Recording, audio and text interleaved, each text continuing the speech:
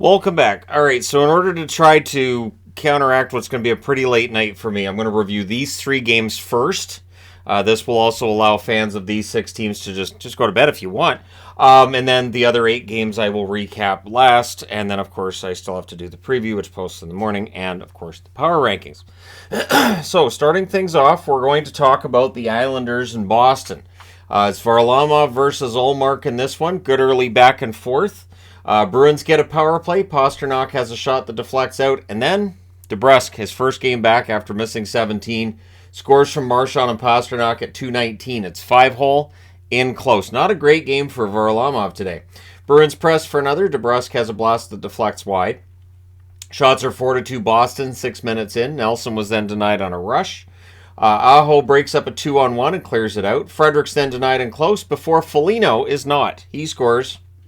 Wires it during a brief press from Forbert and Greer at 9:15. Bruins press for another. We get another power play for Boston. DeBrusk has a shot that's held. The Islanders kill that off. 3 shots for Boston. And then Frederic, who's having an excellent season at 17:19, scores from McAvoy and Foligno. So it's 3-0 Boston after 1. Yeah, it's one of those nights. Second period, Nelson had an early chance that was held. The Islanders draw a power play. And Barzal, who got hurt in the first period, only played like a minute 12 of this game. He's not on the power play, and that definitely hurts. It just hurt all the Islanders' attack. That's killed off the Islanders' press after, and Palmieri would put them on the board. He scores from Leon Dobson at 6:46, buries that one on a rush. Things get kind of chippy. Bruins end up coming out with a power play. We then had a 1:56 period of 4-on-4. Marchand high stick. I watched that replay numerous times, so I put reputation call on Marchand for the high stick. Just to, this is what happens. You're Brad Marchand. You're in the box. But I didn't do anything. You're Marchand. You're in the box. So 2 minutes for being Brad Marchand. At 8:17, during the 4-on-4, Boston scores because this is what they do, 4-on-4. Bergeron from DeBrusk and McAvoy. So that means they've scored 8 4-on-4 and only allowed 1 all season. Do not give them a 4-on-4. They will score on it. Palmieri fires one wide on a break. Pellick's denied. The Islanders press with 9.5 minutes left. But from a distance, Trent Frederic adds another at 11 minutes and 30 seconds. So that's his second goal of the game. Pulock then has a net feed that deflects out. Lindholm had a rush chance that was saved. And then at 18:31, Zacha scores from Coyle to make it 6-1. So I was anticipating this being a no-mercy game, but it does not end up being a no-mercy game. Third period, Bruins press at 2 minutes. Krejci has a shot that's held. Zacha fires one high. Lee had a net drive that was held. The Islanders press at 6.5 minutes. The shots are 7-4, though, for Boston with 9 minutes left. And then Martin scores from Pulock and Andreoff at 13:42. So for Andy Andreoff, he comes back up to the NHL, gets a point. Bruins then press to respond. DeBrusk was robbed in close. They win at 6-2. They go to 42-8-5. 89 points for Boston right now. Yeah. For the Islanders, 28-24-7. So no momentum carries over from last night's game. If anything, they looked exhausted at points in this one. Shots, 12-6 Boston in the first, 12-6 Islanders in the second, 10-9 Islanders in the third. They did outshoot Boston 28-27. Power plays, the Islanders 0-2. Boston 1-3. Hits, 35-21 Islanders. Varlamov saves 21 out of 27, and Ullmark saves 26 out of 28. So, pretty big win for Boston. Gives them that nice clearance of, 85 points to top the league. It's just ridiculous. All right, next up. New Jersey and Pittsburgh. So, Pittsburgh coming off of a frustrating loss last night. I don't know that this is going to make them or their fans feel better. Vanacek versus Tokarski. Jack Hughes back in the lineup. You could definitely tell he was back for New Jersey. Early jump for the Devils. Gensel's denied from the slot. The Pens end up drawing a power play, and they score on it. At 3:33, it's Malkin. From Merkel and Letang, he buries it on a cross-ice pass. But the New Jersey Devils answer. It's Mercer from Hischier and Tatar at 4:53. Buries a rebound there. So Mercer, who's been cold goal-scoring-wise, gets on the board. Hischier's been having troubles with getting points. He gets on the board. Good night for these guys tonight.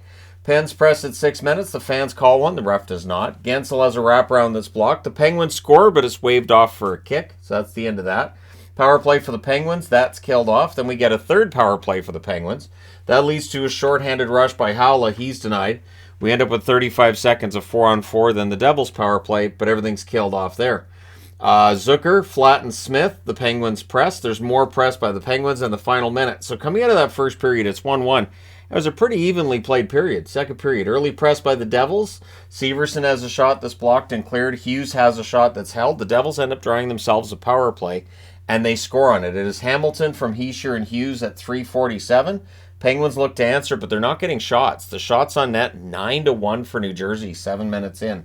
The press, though, by the Penguins that would take place would draw them a power play. That leads to Nico Hischier getting his 100th goal, shorthanded. Sharangovich with the assist at 8:25, and it was a 2-on-1. One-timer on a cross-ice pass. Good luck on that one. Devils then finish the kill. That's the important part. Pressed by the Devils with 9 minutes left. Howla has a shot that's saved. The Devils go to the power play. That was killed off, and that was a really key kill by the Penguins. You can't allow another one, right? Raquel's denied on a turnover opportunity, and to close out the period, the Penguins press. So it's 3-1 New Jersey after 2. We're going to the third. Power play for the Penguins. A shorthanded Sharangovich break. That's robbed. Shorthanded 3-on-2 draws some booing as the fans are just done with this. Like, Pittsburgh fans were frustrated tonight. So that is killed off. The Devils cleared out. The shots are 2 apiece at 6 minutes.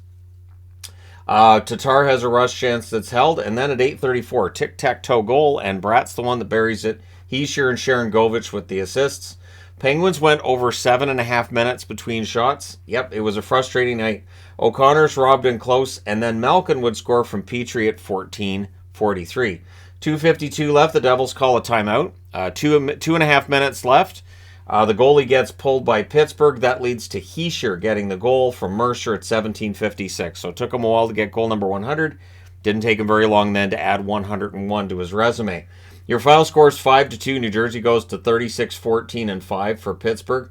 27-19-9 with the loss. Shots in this one, 13-12 Pittsburgh in the first, 16-9 New Jersey in the second, 15-9 New Jersey in the third. Final shots, 43-31 for New Jersey. Power plays, the Devils 1 for 3, Pittsburgh 1 for 5. The hits, 29-21 Pittsburgh. Vanacek saves 29 out of 31. He was excellent. And Tokarski wasn't bad either, 38 saves on 42 shots. So there you go. All right, last one for this video, Columbus and Dallas. I've talked a lot about Dallas over the last couple of months. I've been told that I'm very negative on Dallas. I need to be more optimistic. They're first. They're number 1 in the West. What are you worried about? Well, if they're the best team in the West, well, that's a whole other discussion in my eyes. So it's Korpisalo versus Wedgwood. They're wearing the Rave jerseys. As I've mentioned recently, the Rave jerseys, the black with the bright green. They're not. Their record isn't very good in them recently.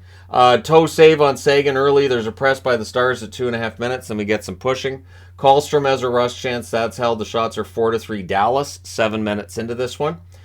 Jackets press at 9 minutes. We get more pressure by Columbus with 7.5 minutes left. So the deal with Wedgwood is that he's a very good goaltender. He gets no goal support, and this game would be no different.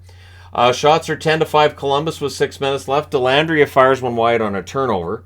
Stars press with 3 minutes left, but guess who gets his first NHL goal tonight? Game 63. Yep, Liam Foudy. He gets the goal from Roslovic and Bemstrom at 17:41. I'm happy for him to get that one, too. Buries it in close during a press. Whatever you got to do, Liam Foudy finally gets that first NHL goal. Stars press for a response. Heiskanen is robbed. It's 1-0 Columbus after 1. Second period. Johnston can't bury one in close. Peak has a shot that's blocked. Jenner fires one wide. The Jackets press. Bayreuther has a shot that deflects out. Robertson scores, but is challenged for offside. And as soon as Robertson was on the bench and looked up, he knew it was offside. So he's just shaking his head right away. So yeah, no goal. Boquist is denied on a rush. Sagan's denied shortly after that. And then Dellandrea on a turnover by Kent Johnson. He buries it 5-hole at 6:29.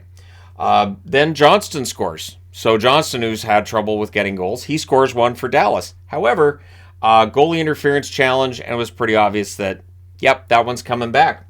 So that's 2 goals disallowed for Dallas. Dallas presses to get it back. Dellandrea has a rush chance that's saved. Marchenko then had a wraparound that was saved. Columbus gets some pressure, and so it's 1-1 after 2. Third period, Jenner has a rush chance that's held. We get a power play for Dallas. Robertson with a crossbar. The next Robertson chance is held. That's killed off. And then Boquist puts one in off Marchment's stick. From Corrali and Olivier at 5:49. I understand Mason Marchment's been ice cold and needs a goal. That's not how you get it. Jackets draw a power play. That leads to a shorthanded rush by Faxa. Blankenberg defended that. Stars with some line juggling. Not that it mattered. Shots are 9-5 Columbus with 5.5 minutes left. Remember, this is in Dallas. And Olivier scores from Robinson and Crowley at 15:32, and Wedgwood just wasn't able to hold on. And then they would pull the goaltender. They're down by a couple. That allows Robinson, I should say, to be awarded a goal. Olivier with the assist at 18:40. There was a penalty as he was trying to put the puck in the empty net, so they award the goal. Your final score is 4-1. Yeah. So for Columbus, they're 18-34-4 with the win. Dallas 30-15-12 with the loss. This is not a great run for Dallas. They've won 4 out of their last 11. Shots on net, 15-13 Dallas in the first, 9-7 Columbus in the second, 15-7 Columbus in the third.